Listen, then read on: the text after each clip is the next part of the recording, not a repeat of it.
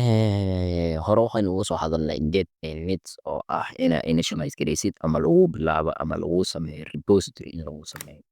So meesha ugu muhiimsan get waxa waaye waa commit ama snapshot. Mar walbo oo as a developer ahaan waxaa sameynaya isbeddel aa sameynaya koodkii waxaa xalinaya problem ku haystay ama bug ama new feature soo abuuray ama new version soo baxay. New versionkaas ama isbeddelkaas dhacaya waxaa loo yaqaanaa commit. Marka si loo abuuro commit ama isbeddel loo abuuro waxaa loo baahan yahay laba shay loo baahan yahay oo ah shayga oo isbeddelka laga abuurayo in lagu soo daro geedka oo get add files la dhaho. Markaasna waxaa abuuraya xaalad stageka micnaa shaygaas beddeshay oo next commit. Marka kale waxaa kaloo loo baahan yahay inaad dhahdid get commit. Get commit labadan shay oo la isku daray ayaa waxay abuurayaan maxaa la yidhi commit ama isbeddel ama koodkii inuu isbeddel uu sameeyo.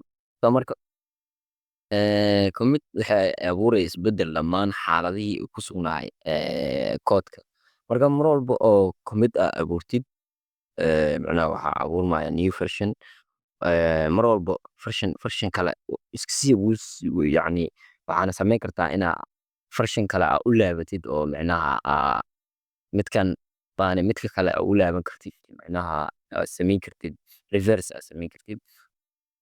So ujeedka commit wuxuu yahay in macnaha mar walba koodkaada ka qaadatay snapshot. Snapshot micnaheedu waxaa waaye screenshot camal. Screenshot wuxuu kaa saacidaa macnaha inaad dib u arki kartid oo ugu laaban kartid macnaha wixii hore isbeddel hore u samaysay inaad dib u laaban kartid ama aad kasii socon kartid oo mid kale oo snapshot kale aad samayn kartid. Mathalan ba hadda waxaa samaysay macnaha isbeddel aad samaysay waxaa xalisay problem xalisay waxaa samaysay isbeddel aad samaysay isbeddelkaas wuxuu abuuraa new commit uu abuuraa.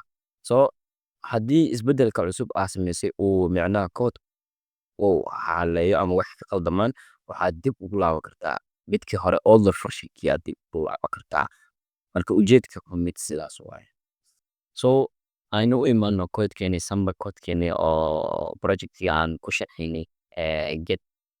So waxaa imaataa terminal new terminal hore waxaanu ugu soo darnay waxaanu soo initialize gareynay maxaa la yiraahdaa get soo initialize gareynay cashirkii ka horreeyay initializationki get. So waxaan rabnaa inaan abuurno get commit. So hore waxaan u sheegnay get commit markaa rabtid inaad abuurtid waa ina yacni specify garaysaa ama target garaysaa shayga aad kusoo daraysa. Aniga hadda waxaan rabnaa inaan kusoo darno index.html. Marka aad rabtid inaad kusoo dartid marka waxaad leedahay simply get index.html. So waxaa dhici karta inaa haystid shayaal badan inaa haystid. So haddii uu hadda meeshaan masalan buu ugu jiri lahaa style.css oo kale waxaa leeyahay style.css. Marka multiple files haday yihiin waxaa u dhexaysiinaya space u dhexaysiinaya ama haddii shaygan uu yahay shayaal badan yihiin aad ka gaarin simple waxaa dhihi kartaa get add doodaasna waxay u taagan tahay dhammaan shayaashayda anoon specify gareyn macal folder VS Code-ka macal waxaan oo dhan igu dar. Haddii ay shaygan subfolder ku jiraan oo hadda VS Code-ka oo kale slash waxaa leenahay VS Code then waxaa sheegaynaa magaciisa shaygaas hadduu yahay index.js oo kale haddii uu yahay hebelow saasaas subfolder hadduu ku jira saasaa ugu daray aadka. marka aniga hadda waxaan rabnaa inaan ku darno keliya index.html.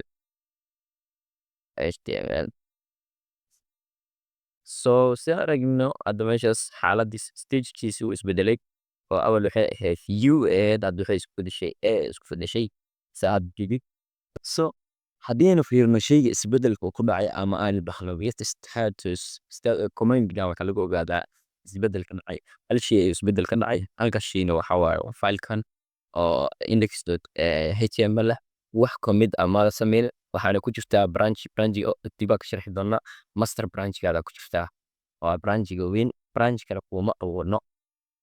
So waxaa yacni meeshaas ka ogaan kartaa inaan waxna commit aana sameynay. So si aad u abuurtid commit waxaa leedahay simply get commit.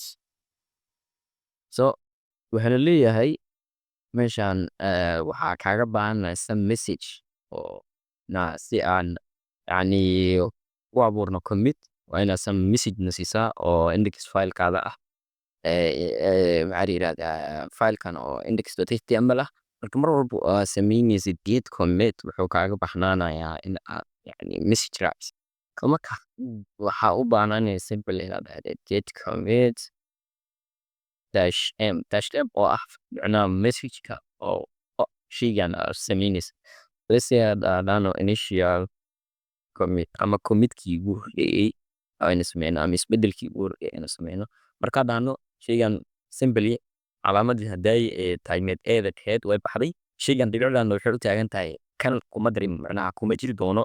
Commit-ka hadda aan sameeyay laguma soo dari doono shaygan. Kaliya shayga oo commit-ka aan sameeyay lagu soo dari doono kan waaye kaliya. So hadda haddaan fiirino haddaanu git log waxay caawinaya inaga saacidaya inta commit aan sameynay. Marka ugu dambeysa hadda commit-ka aan sameyno waxaa waaye initial commit message-ka hadda aan sameyno waaye. Shayga isbeddelka aan ku sameynayna waxaa waaye index.html. Marka waxaana joognaa head-ka ama master branch aan joognaa. Haddii branch kale aan u baahannahay branch kale uu noo sheegi doonaa aan abuurno. Haddii dib aan ka abuuri doonaa branch. Waan sharxi doonaa insha Allah.